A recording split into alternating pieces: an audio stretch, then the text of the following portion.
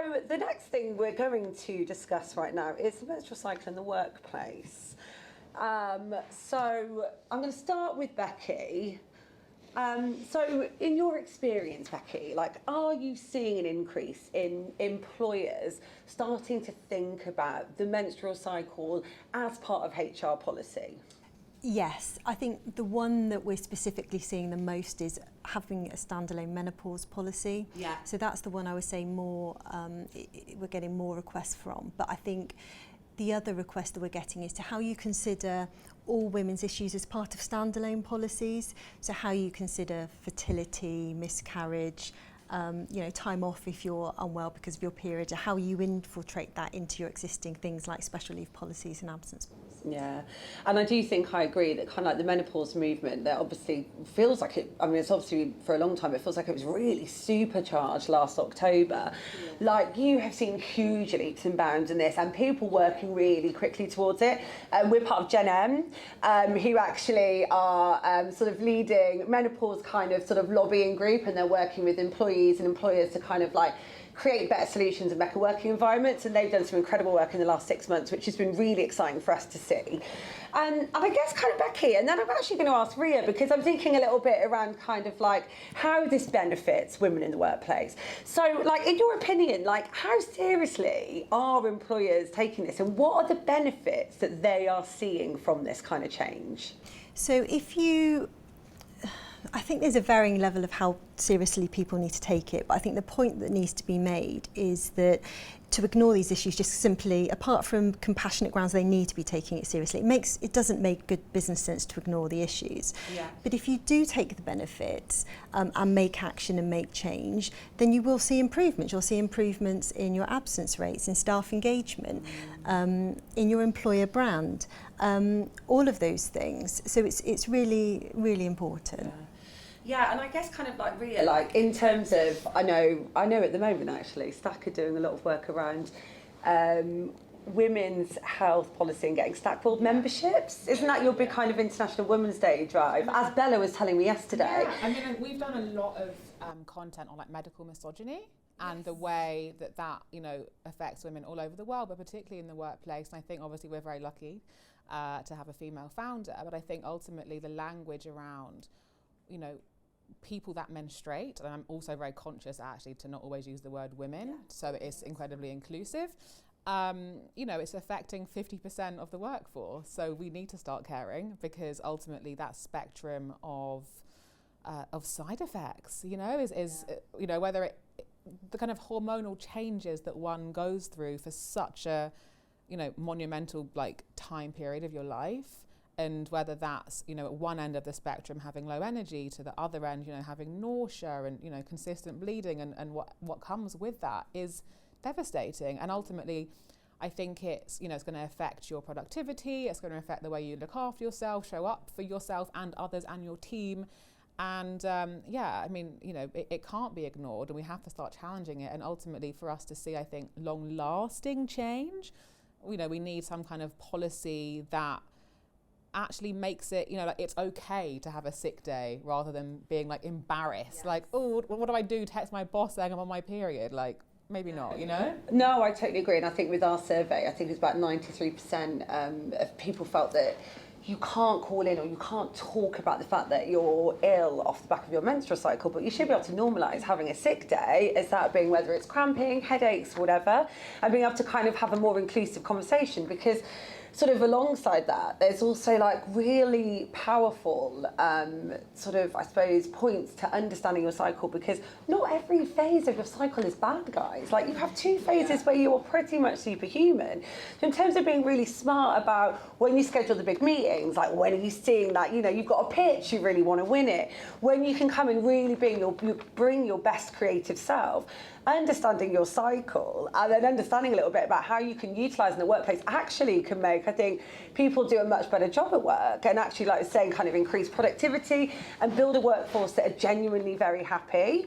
And I think sometimes, a lot of the times when we have these conversations around menstrual cycles and sort of education, it's remembering that there's also lots of positives out there that come from all of this. Like, it's super powerful what we've got. I think there's a point point here, Fran, as well, about encouraging employers to approach this in a positive way. Rather than being fearful that they're doing the wrong thing, actually being collaborative, talking to your employees. I mean, we've done a lot of work with Becky on how we do that internally. And it sounds silly, we're a women-founded business, we're a mostly women team. We should know what we're doing on this, right? We don't necessarily. So, we've done a lot of work with Becky on what are the practical things that we can do. How can we be collaborative with our team about the things that actually make a difference to them? And I think if employers know that there are going to be benefits for this for them, and there's going to be positive effects for them, and they're going to have a happier workforce, and as you said, Becky, improve their brand, it's about encouraging employers to do this work. And I think the point you've made there is really important. So unless you engage with your staff, you risk giving them what you think they want as opposed to what they actually want. So that's really important. And if I can just give an example, if you're looking at something like the menopause, employers have a duty of care to provide a safe working environment. It's important to recognise that. So if you have a policy, one of the things that I would advise in terms of a standalone policy is have guidance on how to have a confidential conversation. Maybe have a risk assessment, look at what symptoms people are having and how that impacts in the workplace. And then there are a number of reasonable adjustments you can make, and they're really simple, but just to highlight what those are, making sure people have access to cold water, appropriate access to toilet facilities, having a room that's temperature controlled, access to a fan, maybe having somewhere where people can change if they need to, store clean clothes, flexible working practices. And I just want to make the specific point, if there's a sudden dip in performance of a member of staff, giving consideration to whether that is related to menopausal symptoms. And there is some case law around, in severe cases of the symptoms, they could constitute a disability. And where that happens, where a health condition could constitute a disability, there are additional obligations on an employer, and it's important for them to recognise that. And the other point I just want to make in relation to that point is that I'm not aware the same case law is there around periods. Yeah. However, what I want to just share with you is what a definition of a disability is, and that's a mental or physical impairment that has a substantial and long-term negative impact on your ability to carry out day-to-day activities. Now, I would question whether that should apply, but irrespective of whether it actually does apply, we need to be doing the right thing, and the right thing is listening to our staff, putting the changes in and supporting them. And I just think that's just a really important point to make.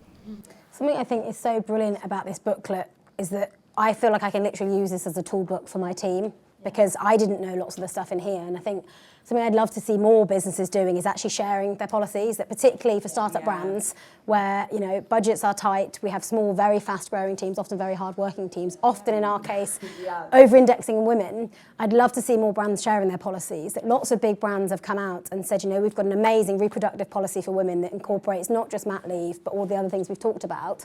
But I'd love people to be more open in sharing those policies, so we, it's not a competition, and so that we can actually all benefit from them. And I think that's really important, because I think sometimes people find it really difficult to raise those topics, and very specifically the words themselves, which we've kind of raised. So by having the policies, you're raising awareness and demonstrating that it's acceptable to use those terms and that you take it seriously. I had one of our lead designers is perimenopausal, and so she's really tracking her cycle.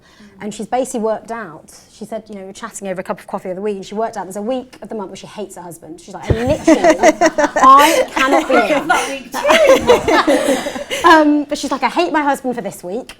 Then this happens, and she's worked out that like 5 days of the month, she's wide awake from 4 a.m. to 10 a.m. and she's like super productive. And she's like, that's what I need, those 5 days. I need you to give me all this like really complicated design work. Then there's 4 days where like she's probably her best to be presenting to people. The rest of the time she's like, honestly, don't let me present. And it's the reason I'd love people to share policies is that I've got that information. It's made me think, gosh, how can I completely change all of our diaries? Like if that's what works best for her, which ultimately is going to mean it's best for me from a business perspective, how could we, we already operate the 4-day week, but how do we like take it to the next level and actually completely operate around women's cycles? And stuff like this is so important. Well, I mean, not that we want to plug the report too much, Katie. Oh, I'm doing it for you. That was one of the aims off the back of this, that there are some things we wanted to achieve, and one of them was to inspire employers and employees to raise these topics, but to share policies to make it easier to make change so that we can actually see some movement in this, not just talk about it, but actually see it happen in real life? Take the responsibility off the employers, but I would compare it to